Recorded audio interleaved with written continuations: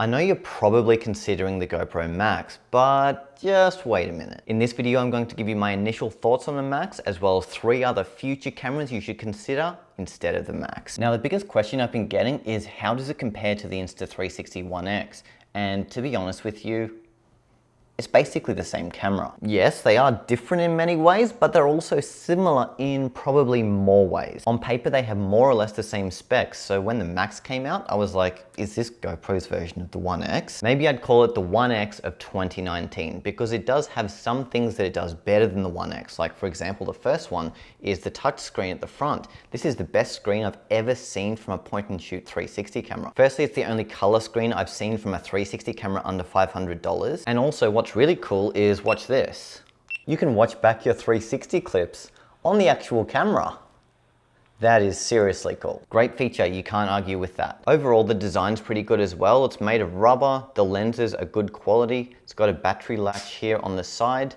And here you have your battery, your SD card, and your charging port. I've got to say, I really don't like the GoPro mounts. They make life so difficult because so many camera accessories like tripods and selfie sticks just have the 1/4 inch tripod thread. So you have to use a GoPro thread adapter like this one. What's good is that it folds away so you could place it flat on a table. But why not just add a 1/4 inch tripod thread in there? Why GoPro? Why? So while I've not done a direct footage comparison yet, from what I've seen from both cameras, it doesn't seem that different to the One X, nor its predecessor, the GoPro Fusion. I've seen other people on YouTube making videos about the Max, and most of those channels have more of a traditional photography and video background, as opposed to being specifically 360 and kind of knowing the landscape of 360 cameras, where they began and where they're at now. And from someone that may have used a 360 camera once or twice before, I can totally see how the Max seems groundbreaking. However, as one of the OG 360 camera reviewers, I can say this isn't that big of an upgrade from what we already have. The specs are basically the same as most mainstream 360 cameras in late 2019, and it doesn't really seem to have anything entirely unique to it that we haven't seen before. It definitely has small things that are great, like the design. It has in-camera stitching, and it has a pretty decent workflow. It's got one of the best mobile apps for 360 camera out there. Yes, it's very easy to reframe GoPro 360 footage in the GoPro app, and your shots will look amazing.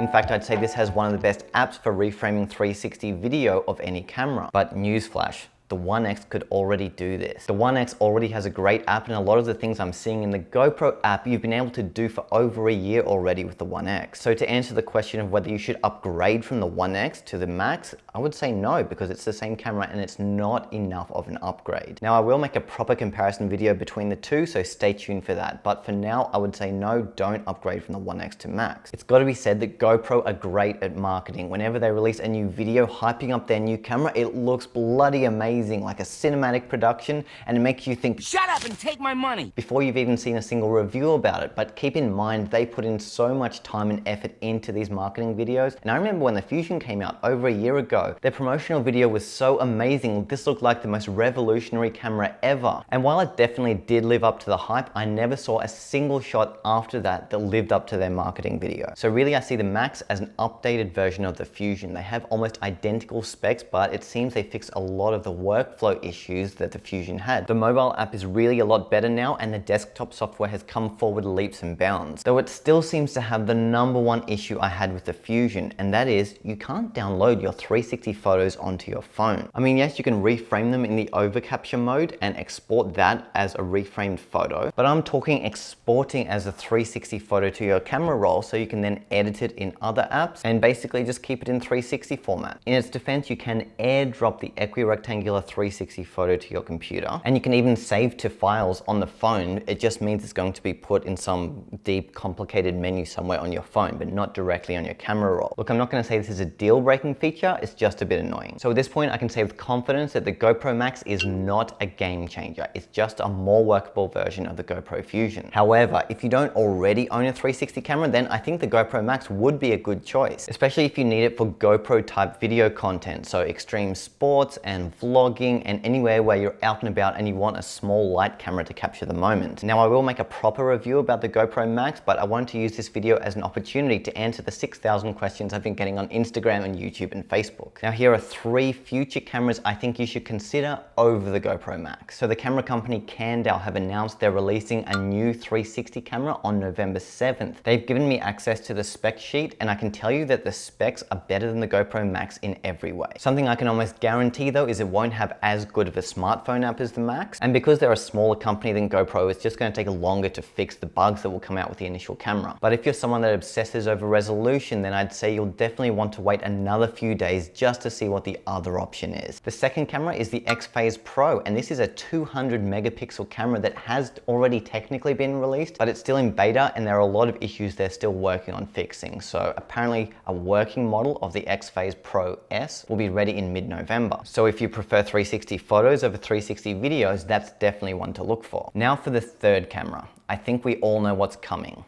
Yep.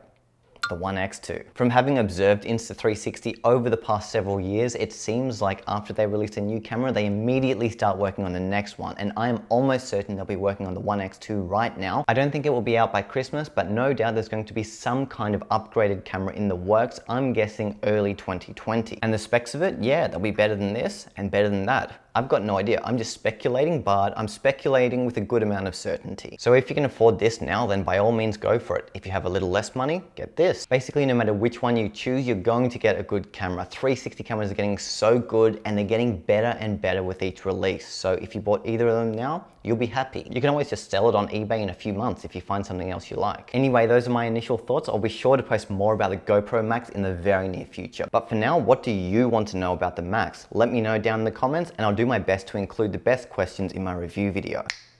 That's it from Mr. Ben. More soon. Talk to you later. Whee!